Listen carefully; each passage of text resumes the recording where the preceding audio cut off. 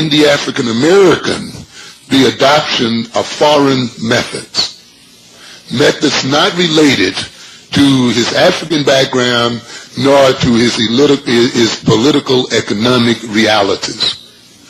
And the major problem today in the economic development of black people is the lack of an economic system based on what I call a sound cultural analysis. And I don't mean a cultural analysis that goes on talking about how white folks mistreated us. That is not a cultural analysis, ladies and gentlemen.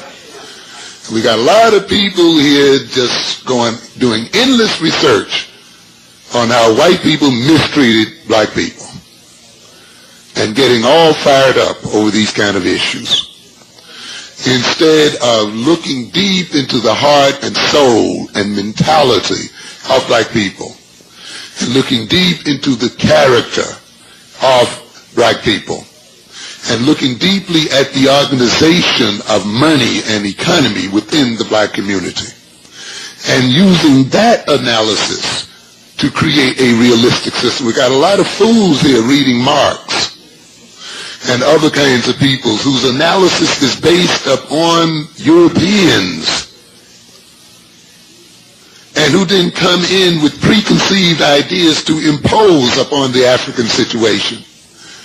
And one thing I pointed out again and again and again, you can look at any African society, and whether it is Marxist, socialist, capitalist, or any other kind of ist, it is poor compared to its European people. And that must recognize then that the problem we confront is deeper than subscribing to European doctrines of Adam Smith and Marx. That subscribing to these European doctrines are not the solutions to our problems. Marxist theory is based upon an analysis of European culture, and his economic recommendations are based upon that analysis. And we have some fools here who want to call it scientific, and as if it's somehow universal and above and untouchable. And yet when they look at it in country after country in Africa and other places that have subscribed to it without being realistic about their economic and social position in the world, they can see that it has not benefited very much those nations and those people. And yet they react by holding on even more tenaciously to a philosophy that even the Russians are throwing out, that even the Chinese are throwing aside. And everybody's throwing aside that this Negro, the poorest of all, who is still trying to hold on to it for dear life and is not surviving. Does that mean Marx's ideas are no good? No, it doesn't mean that. It doesn't mean that at all. Does that mean we can't use them? No, I'm not saying that either. What I am saying, though, is develop your economic and social philosophy based upon your own political and social reality first. Now, you may find, as I have found when I look directly at the heart and soul of our people, that many of your conclusions may coincidentally parallel those of Marx. But the origin is not Marx. The origin is from our own selves. And that means that those ideas are our possession. And we don't have to ask white Marxists or any other group to interpret them for us. Any other group doesn't come into us and say, well, you know, how people started and Marx was a Jew or whatever, and, you know, we have the right to interpret what he meant by this and that. We don't have to deal with that. We can deal with it because we've developed it out of our own hearts and our own soul and our own reality. When I was trying to go into business, it puzzled me for a long time. Where is the black money? Where is it? You know?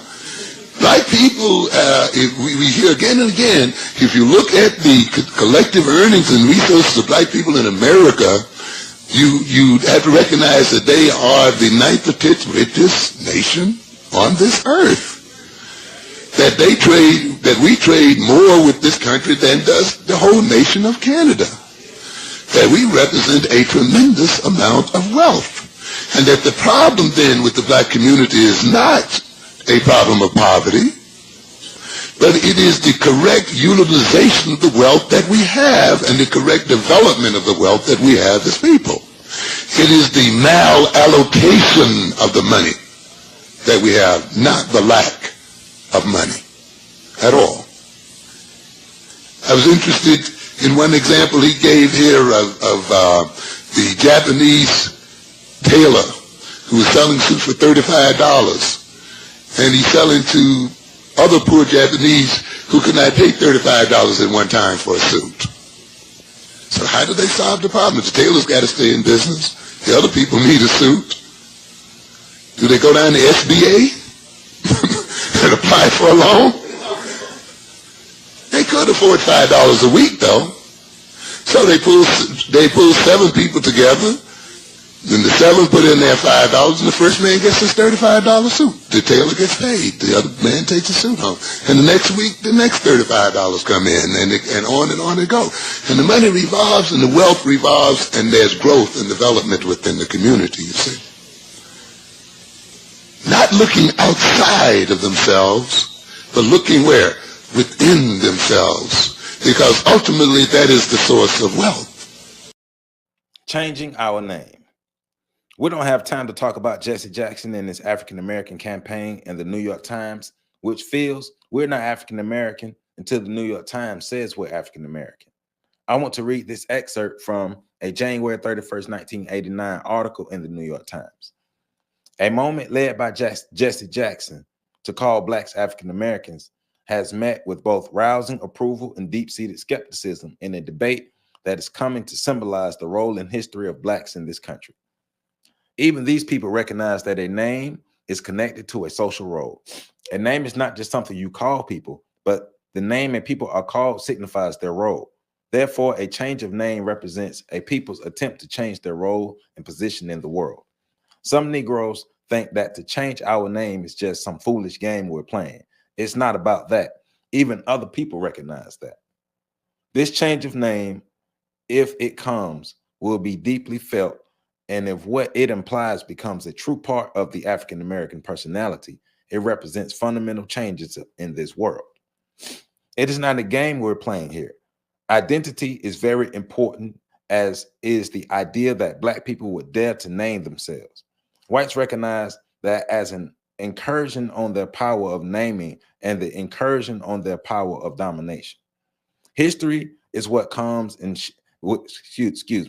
History is what creates a shared identity in the people. It is based on the shared identity that they act collectively. To take away a people's history, to degrade their history, is to degrade their sense of shared identity, is to remove the basis upon which they must behave collectively and reach their goals collectively. This is why the history is rewritten and why people get alarmed about it. When we suffer from social amnesia, we forget the debt we owe to the past and future generations.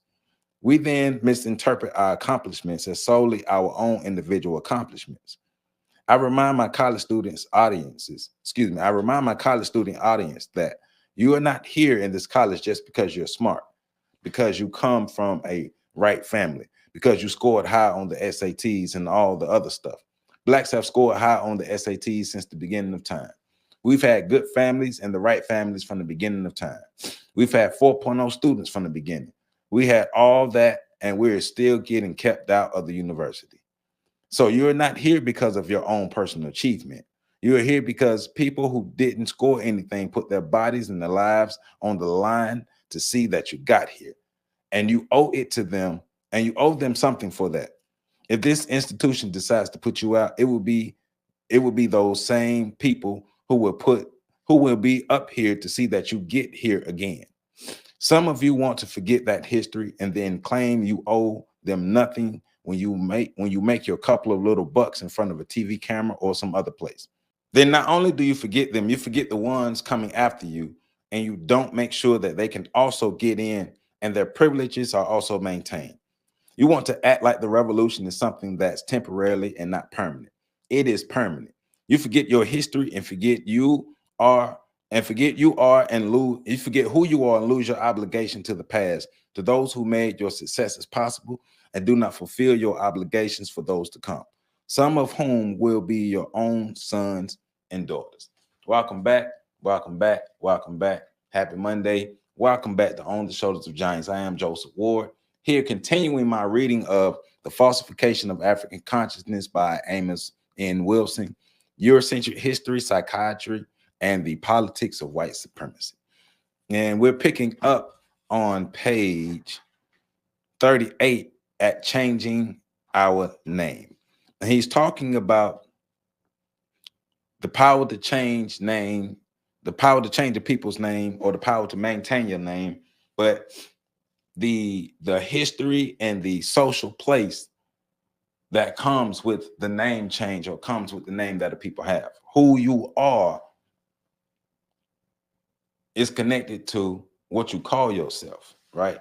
Names have meanings, and the meanings impact the group of people that wear those names, that bear those names, right? And so he's also talking about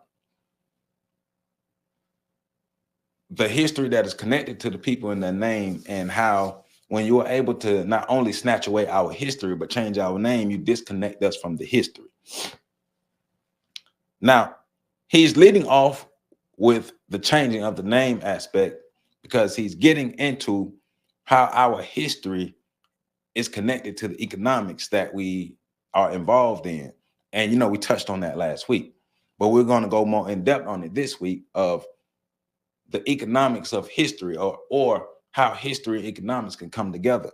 But since we have not been taught our history in the world, like Black history in the world, Black history from Africa and on out from there, we don't really know that history en masse.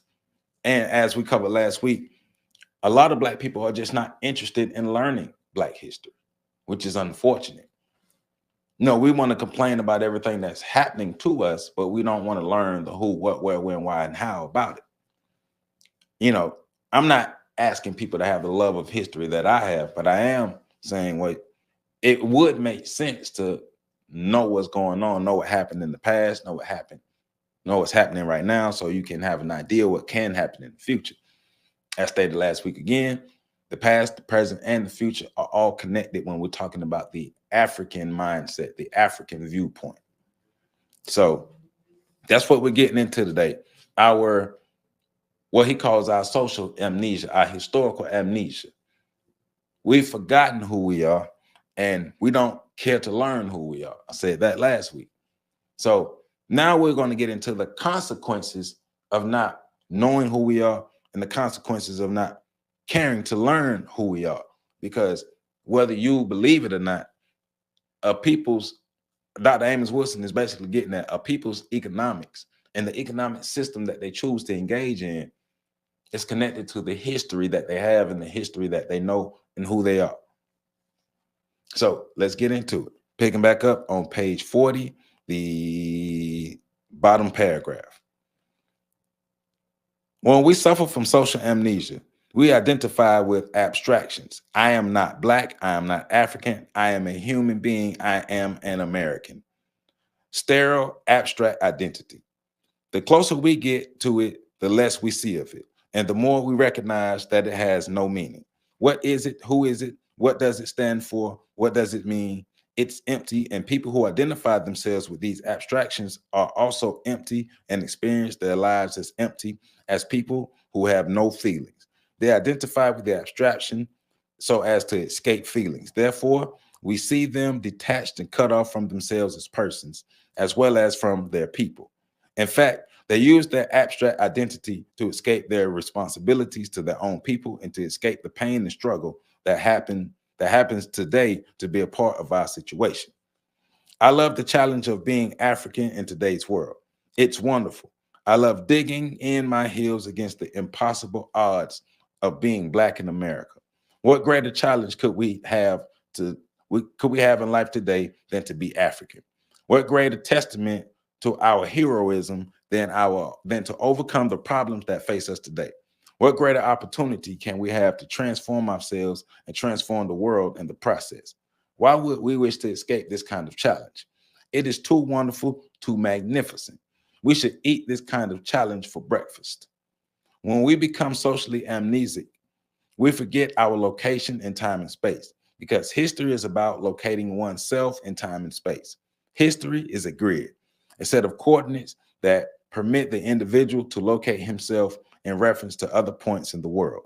History is a mathematical concept. Ladies and gentlemen, it is a geometrical concept. It locates and positions one relative to other things. It tells us who we are, what we are, how we are, when we are, right?